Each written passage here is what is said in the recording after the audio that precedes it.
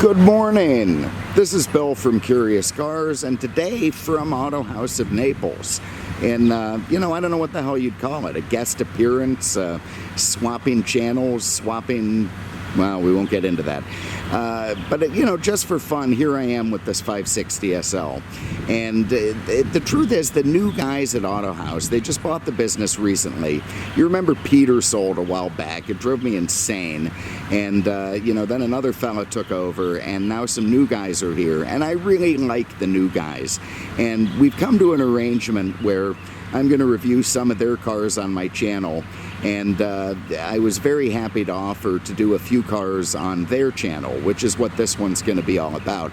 I am not taking the place of the lovely Haley, nor would I try to. Number one, I don't have the legs, and I certainly don't have the in-depth vehicle knowledge that she does. And I'm definitely not a snowflake. So, from time to time, I'm going to put one of these up on the Autohaus channel, particularly when I really like the car, like I do this one. And again, it's a 560 SL, a 1988 model, one of the R107 chassis Mercedes Roadsters from a long lineage of SLs dating back all the way to the Le Mans-inspired 300 SL Gullwing. So, quite an important car over the years for Mercedes. When I was a kid, and, for many, many years after, I don't know anymore, when you'd bring up the name Mercedes-Benz to someone, this was the car that they thought of. This was the thing that popped in their head. It was an icon of movies and TV. You remember Beverly Hills Cop? There was a red one driving around. Heart to Heart. Just a whole bunch of movies had these cars in them because they were essentially stars. I mean, it's an absolutely gorgeous car. It was designed and built during a time when Mercedes-Benz was making true uber expensive luxury products. At a certain point, they just became like any other car maker. But back when this thing was built, it was built by arrogant West Germans, really, really irritating people. They'd have a beer at lunch, they'd, talk to each other about engineering, they'd lament that they'd lost World War II, never really understood how that was possible, and they sure as hell knew how to put a car together. So this is a long-running car. 88 is almost the final year. The 89 was. 88 and 89s are considered kind of identical in terms of collectability and appearance and features. But it went through many different incarnations, starting in 1972, and was a very, very long-running, very successful car for Mercedes-Benz. The Pagodas that came before it, quite interesting cars, but they just didn't have the same level of popularity that these do. And of course, there's a good reason for that. So being an 88, the 560, it's got a few features that are distinctive to that model. Number one, it's got that air dam beneath the front bumper, which I think looks absolutely terrific. The earlier R107s did not have that. And as a result, to me, the front end of those cars, it looks a little bit less finished. This one is a US model, so it does have the big bumpers that a lot of the European guys don't understand. But, to me, this is the car that I grew up with. This is the one that was on TV, the one I saw on the streets. Those bumpers look totally normal to me and even attractive. So it's just never anything that bothered me. Some guys like to stick the littler Euro bumpers on them. It also has the 4-round headlights, which would be very different from the Euro models, which had, sort of H7s or, bulbs that went in the back of a fixture. These have sealed beams that you bolt in the front, and I think the 4 rounds look extremely elegant. It has a wide and low grille with lots of chrome trim. You've got the star in the grille as opposed to hood ornament on the top because it's a sports car, if you will. Not truly in the light sense of the word, but it is a sports car. You got the Mercedes logo, which the star is going to tell you that Mercedes plans to dominate on land, sea, and air, so it has a prong pointing at each. You see it's got big fog lights down there, which look great. Being the 560, aerodynamics had started to become a thing, so you got those flat wheels. The old bunt cake wheels were pretty, but these were more aerodynamic and a bigger diameter, so you could fit a better tire under it. You've got sort of a lovely little bit of indentation along the rocker panel. On the 560s, they also sunk the door handles in a little bit, not just for aerodynamics, but also for safety. But at the same time, it still has the appearance of a vintage car to me. You know, there's lovely bits of chrome anywhere. It's got classical German styling, which was expensive. You see all the body lines in it, you know, down on the rockers, right in the middle of the car, you've got another body line. You've got lovely little flared fenders. You've got gentle, mild curvature in the hood with body lines in it. All that was expensive to do, and on this car, it's all been done with a lovely bit of German understatement. In the windshield area, you see everything really pretty there. You've got chrome. This is a super well-preserved car. Excuse me, that's really just the way it came, and no nitwit ever replaced these rather attractive Bosch silver wiper arms with the black plastic ones you get at Advance Auto Parts, which is a pretty big deal. You know, usually those things got thrown away. They're impossible to find now, and they're expensive if you do. So it's nice to see that the guy who had this one kept it. And I understand there's a big pile of service records and a very nice clean Carfax on the car to go with it. So you can tell it was had, you know, good ownership. You can also see the windshield is an original German Security, never been replaced. That's very nice. Also still has the, lovely, we've got black helicopters overhead. Also still has the Daimler-Benz sticker on the front, which is nice to see, and again shows you the originality of the car. Walking around to the back, third brake lights. Anyone my age will remember when they became a thing on cars 86 in the United States. And all of a sudden, all the cars had to get these things put on. Well, most of them at the time weren't designed for them, so they became add-ons, and that's what happened here with Mercedes. The 86s and 7s had a big one right in the middle of the hood that looked a little bit like an AC unit on a motorhome. By 88 and 89, they made them a little more subdued and right at the back.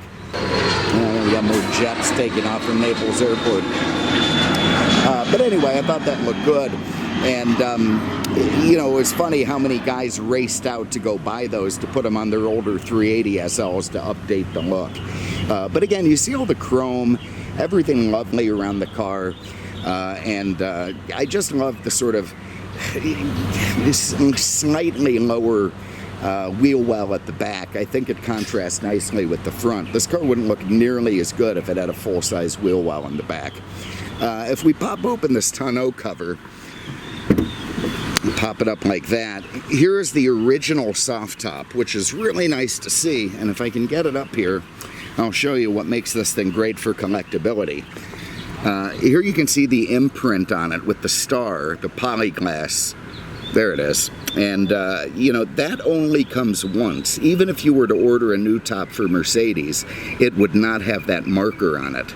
And by seeing that there, that tells me this is the original soft top on the car, which is in fantastic condition and does tell you that this thing was very well kept. It's also a nice dark mocha color, which I think contrasts really nice with the signal red paint and the Palomino inside. So let's get that back down. We'll walk around and tuck it in. It's always key to be kind of gentle. You can see the latches and hardware on this thing. They're not, you know, they're not dainty, but they don't require slamming.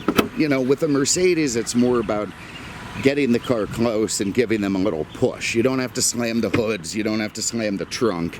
You just have to get them close and give them a little push. So have a look under the hood. God, and of course the car has a door that closes like a bank vault. You know, a lot of guys find it hard to find the security release on the hoods here, and if you're not initiated, you don't know. You go in through the upper driver's side part of the hood star, and there's a little latch right behind it, so that drives a lot of people crazy. The condition under the hood is epic, absolutely epic. You know, anyone can put a new hood sponge underneath the car. You see that all the time, and actually this one does look new to me. But in the back, you can see that the remains, and in fact the excellent condition remains of the original rear hood sponge, this area back here, is still intact. And I mean, that is just something you don't really see. And when you order one of those replacement hood pads from, you know, one of the millions of places online that sells old Benz parts, it doesn't come with that piece. So to see the original one back there in that condition, again, tells me just how well this car has been kept. It also has all the original VIN stickers, which is terrific. First of all, on the core support here, you can see the VIN is stamped, nice. The decals are exceptional. The quality of the paint still terrific. I see no surface rust. All the bolts look nice. I see zero sign that this thing lived outside at any point in its life.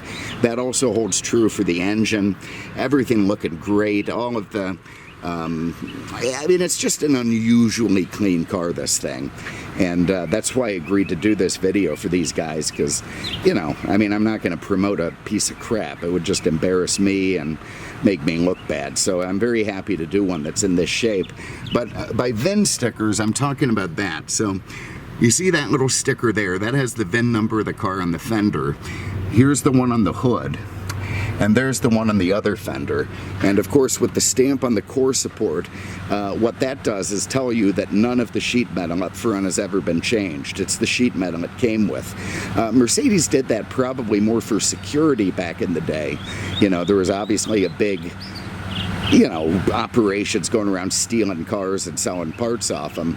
But now it's a terrific way to tell that the car that you're buying has all the original panels and was never hit by the Norfolk and Southern train. So anyway, under the hood, fantastic.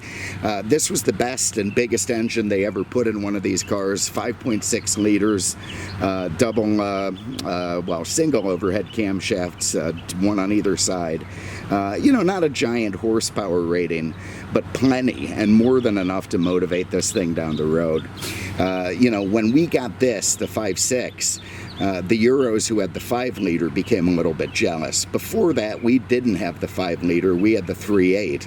And it's just funny the way all that went back and forth. So at a certain stage, the 500 SLs in Europe came here. A few years later, the 560 SLs in America went back to Germany.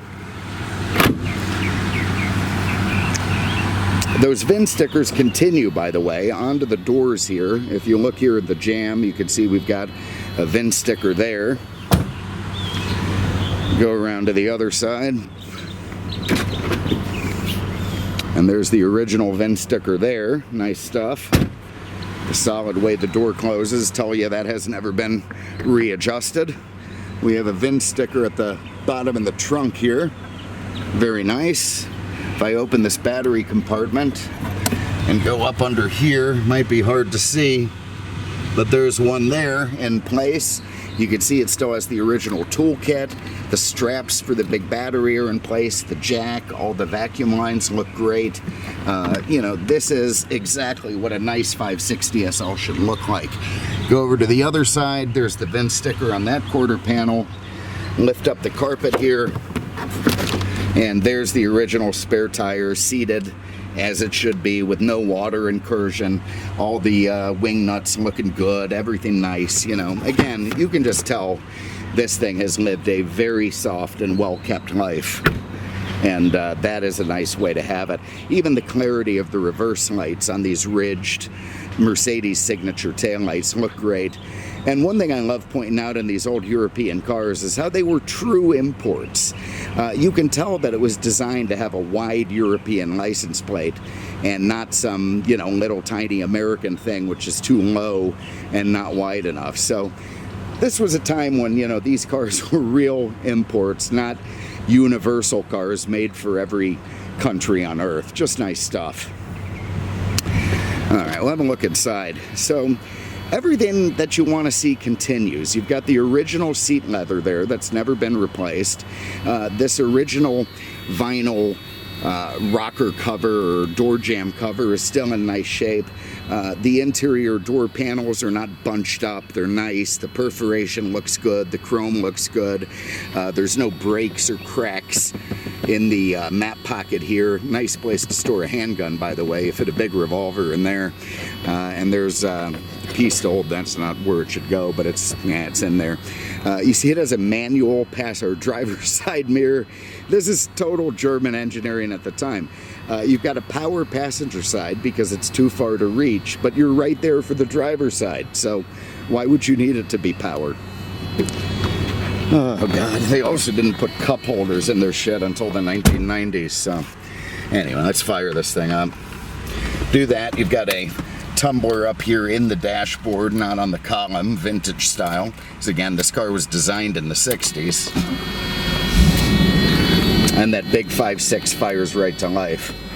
And actually, I tell you what, before I get going on this, I'm going to pause for a second.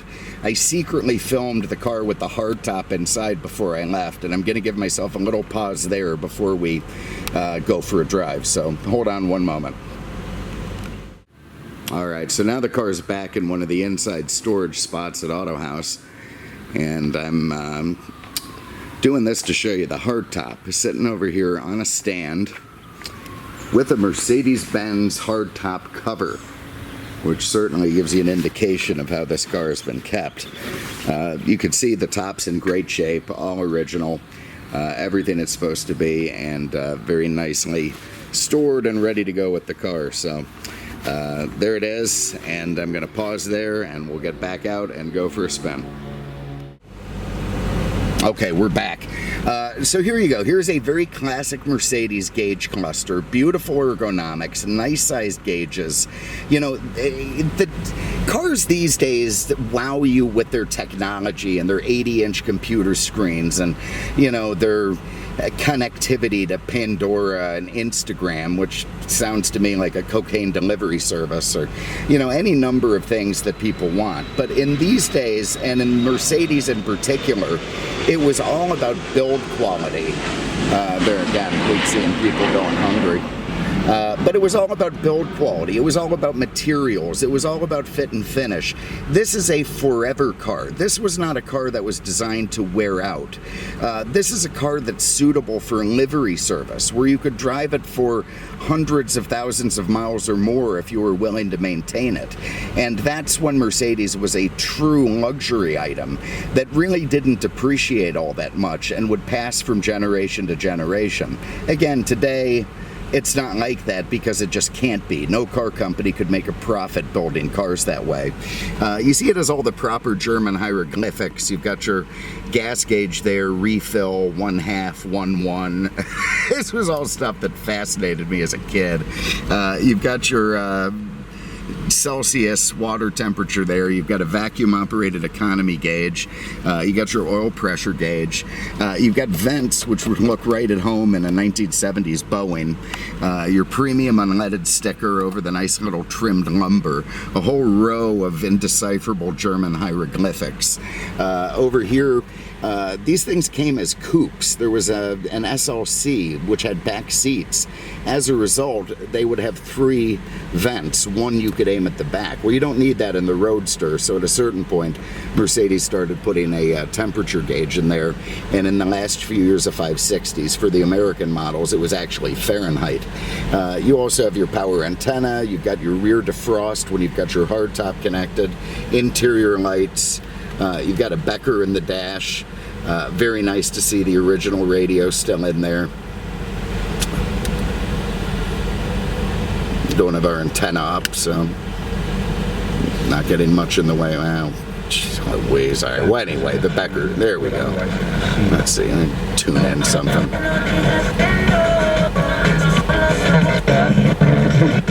We're going to celebrate Tattoo Story Day. There you go. Maybe there was a used to have in Pandora. You can see the lumbar is shiny, lovely, exceptional. All the decals still on the climate control stickers. No wear through. This car, again, has led a very soft life. You got a wood ashtray there. You've got Mercedes signature gated shifter, your power windows, your hazards, and here's a nice little tool to work your soft top. In the glove box, probably have the books inside, but you know, everything nice, proper. Being one of the last ones, this does have a driver's side airbag, which makes it to me a tremendous classic car because it's already a safe car based on the way they designed it. You add an airbag, and I mean, this is a classic car that you could drive across the country and feel pretty good about. You can see the clarity of the gauges, the orangeness of the needles, and the hieroglyphics, all of that pointing to this car having been kept indoors. You can also see how nice the writing and decal, it's still perfect. These, on a car that's been beat up or abused, used, run for miles, all of that wears off. You just see black stalks. This is one of the best ones I've ever seen in terms of the way the, there go the wipers, in terms of the way the hieroglyphics look on it. Also, somebody back in the day opted to have a very expensive K40 radar detector installed. So, you know, just a very, very, very well-kept car. Let's go for a drive. And instead of going Haley's way, I'm going to drive through the bowels of Autohaus. Let's see what we got here. And some old CLKs. We got a Miserable. We got an SL6. There's a V12 Mercedes rusting in its natural habitat. And somebody's Cadillac there. A rather attractive Rentec AMG GT with continental white letters. Man, does that look like a cool piece. Somebody's Odyssey van. And there's my diesel. Oh, look at this. We got Vipers. We got a pretty cool 57 Chevy back there. Nobody ever had this before. These guys added that covered spot, so that's all very cool. You got Keith the mechanic in there working on a 107. Somebody's Harley. They must be trying to save gas. And there's that Jeep I reviewed this morning. Man, the way this thing drives, you could just feel there's no play in the steering wheel at all. This is exactly how it felt when it was new. There's no clunking in the suspension. It's smooth over the bumps. You know, a lot of these cars were not well maintained and they drive like trucks. You know, when they've been maintained, they drive the way they're supposed to. They give you the rewarding feel they're supposed to give you, and it just feels terrific. And this is one of those cars. I almost bought this one. There's a story behind it that's got some harsh feelings for me, so I'm not going to share it. But it was held in front of me and then taken away. Not by these guys, by someone else before. And then I think the guy that it ended up getting sold to, he ran into some issues. I think he either got sick or passed away, and then Autohaus got it back. So I tell you what, man, don't miss your opportunity on this one. This is a really sweet car. It's got all the pep. Some of these 560s don't feel fast. This one does. Goes down the road nice, no play in the wheel. Brakes feel great. I mean, this thing is just hop in it, drive it, show it, weekend it, daily drive it. It's ready to go. It's a really, really nice car. And I tell you what, man, I'm not really a sales pitch guy. As you know, I've been reviewing cars for years now, and I brutalized the car. Even when I worked at Auto Europa, I just took the cars apart, especially if I didn't like them. You know, so to give a sales pitch on a car feels a little weird, and frankly, I'm just not going to do it unless I have tremendous confidence in the product. And I thought it would be fun to do this for them. Haven't done any video like this in a long time, and I'm frankly glad I did. This is a hell of a nice car. Very nice guys, and if you end up buying this thing, you'll be pretty happy. Their phone number, 239-263-8500, on the web at autohausnaples.com. If you call in, give the sales guys a hard time, you know. Tell them Bill sent you. I hate getting all the calls, so call them a lot. Thank you very much for having a look today. Really appreciate it. And we'll see you guys with the next one. Haley will be back soon, I'm sure. So take care and good day.